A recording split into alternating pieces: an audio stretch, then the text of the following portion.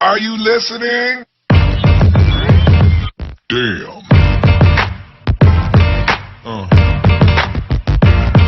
Yeah. Yeah.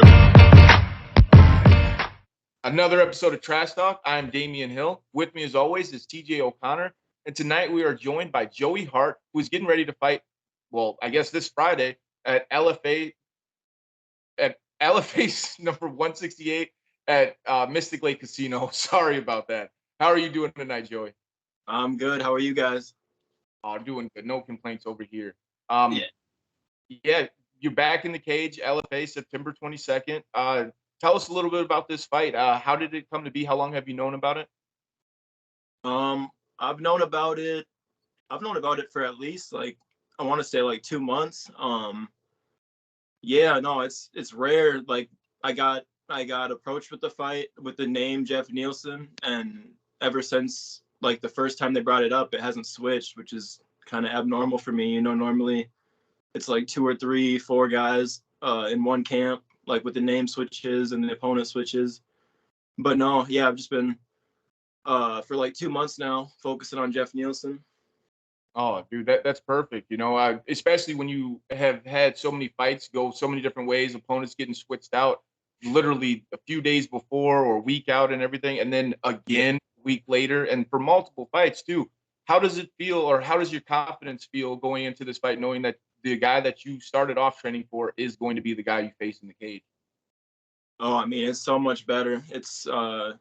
I mean, you could actually prepare, you know what I mean, rather than, and obviously at the UFC level, once I get there, it might be on 2 weeks notice too. So you gotta be able to do that as well. But also it's nice to have, a real training camp for one opponent for once. Cause it's like my last fight, that opponent I think was on 2 weeks notice. Before him, it was a different guy who took it on a month notice, because 2 months out from the fight, somebody else had taken it and then pulled out.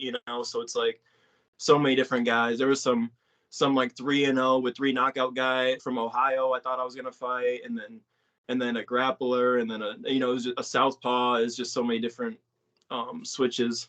So it's great having just one guy, kind of basic, good wrestler, basic stand up. It's easy to prepare for, not super unorthodox. Yeah, definitely.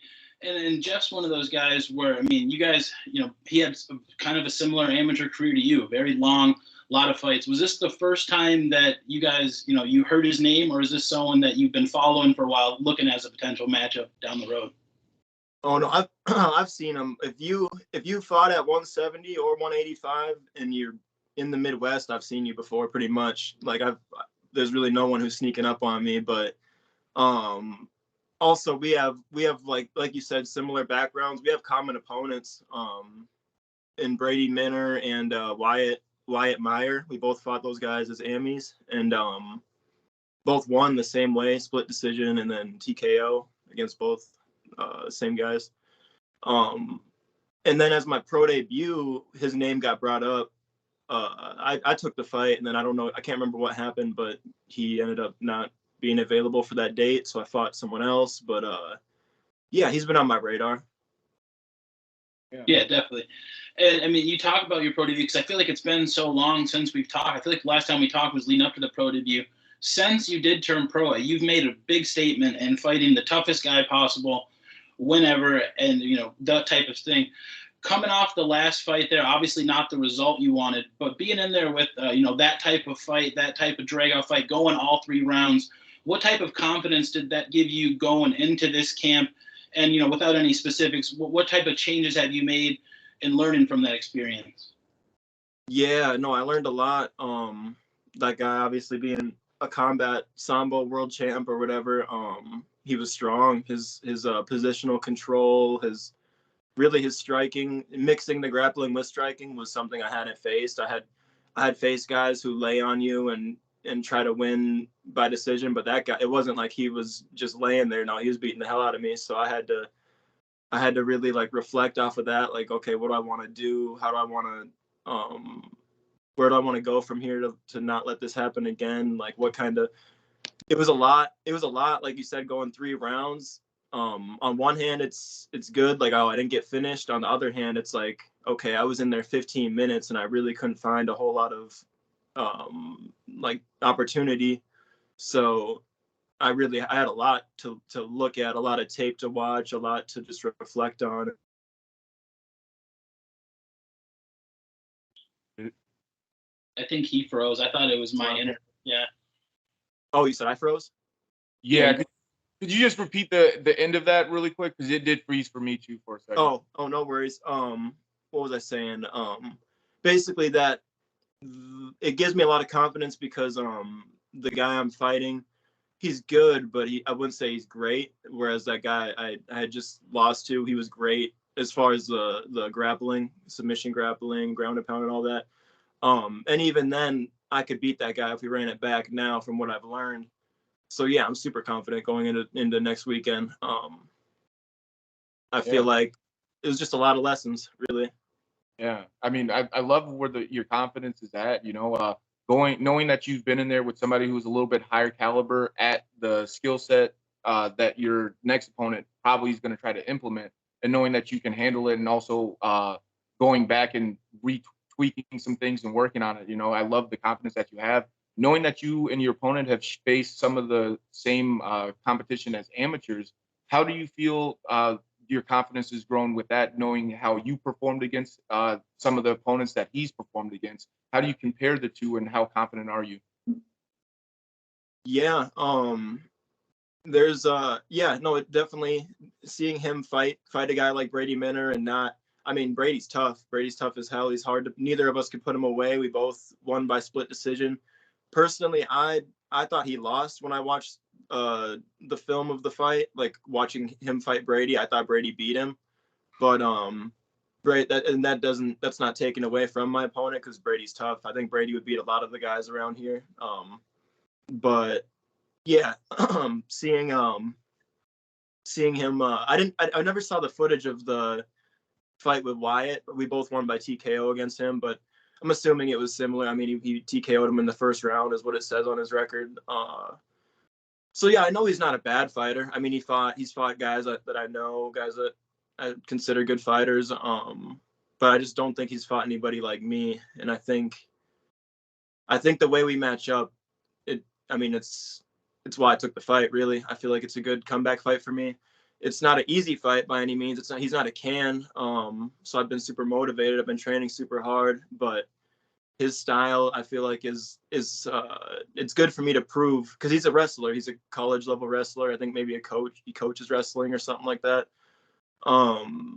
So people know he is going to come in and try to wrestle, and I need to prove to people that I can stop that. So it makes sense. Yeah, definitely. And I mean, also feeding off that, with having your teammates on the card with you. I mean, between you, Derek, obviously Cody was on the card. Get well soon. Hopefully, everything gets better on that end. What is the room like getting ready for this fight and preparing for those obstacles leading up to September 22? Oh, it's been great. Yeah, no, Derek making his light heavyweight debut, so he's been training super hard, getting his weight down and everything. Excited for him fighting a tough 3-0 guy. And then Cody, before he got hurt, he was in the gym training hard, pushing us. McCoy, who just fought last weekend. A bunch of guys that have been in camp. Angel, who's fighting on the Contender Series like 5 days after my fight, that Tuesday after my fight. So yeah, no, the room has been crazy. The sparring sessions have been great. Getting around, going to McCoon's too, having some of their guys come down to us, going up to them when we can, and mixing it up, sparring with different people has been great. Just great rounds every day. 6 days a week, twice a day. It's been good. All right. So September 22nd at LFA 168. What is the ideal performance? How do you see if you could finish the fight, or the fight could go any way you want it to go? How would you want it to go as you're in your way to victory? Damn, that's tough, because you said the perfect way, and then how I'd want it to go. Because if I don't know, part of me wants to just dominate, like have it go 3 rounds and just destroy them, like win every round, 10-8 rounds, like you know what I mean? Just show a massive gap between us. That would be cool. But also I know that's just a long time to be in there. You're taking damage. I'd rather just get him out of there in the first. If you're saying how I could have it, if I could have it my way, I'm gonna go out there, hit him with some shit, and get out of there in the first round. I think it'll probably end in the second. If I'm just predicting the fight, I think I'll probably find my range early. I'll control the fight and probably finish him sometime in the second. Yeah. All right. So this isn't really a question. It's just one of those things that I noticed. I just want you to touch on it. Tell me if I'm right at all or whatever. Right? Like you're a fighter that wants to go out there and get finishes, but you also want to let everybody know how much better you are than your opponent. Is that accurate at all?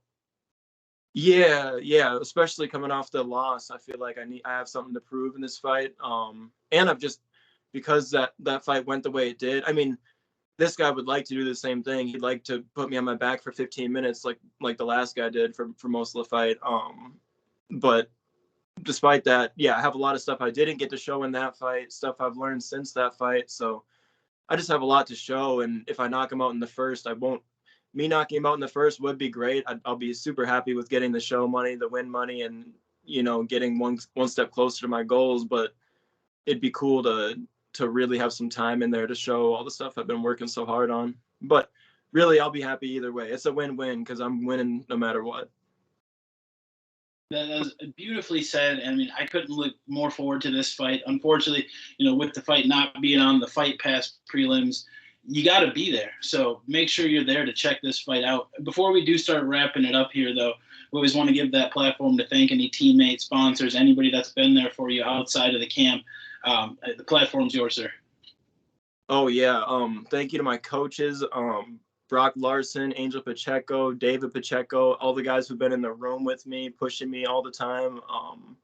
Just everybody showing up. Pretty much everybody I've gotten any rounds with this camp and any previous camps, showing up.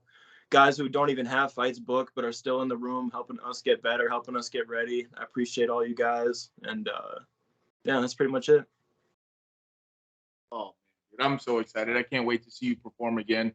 Again, this Friday, LFA 168 at the Mystic Lake Casino. Please do not miss it. And we are out of here. Awesome. Man, it's going to be fun. Almost said don't be a hoe.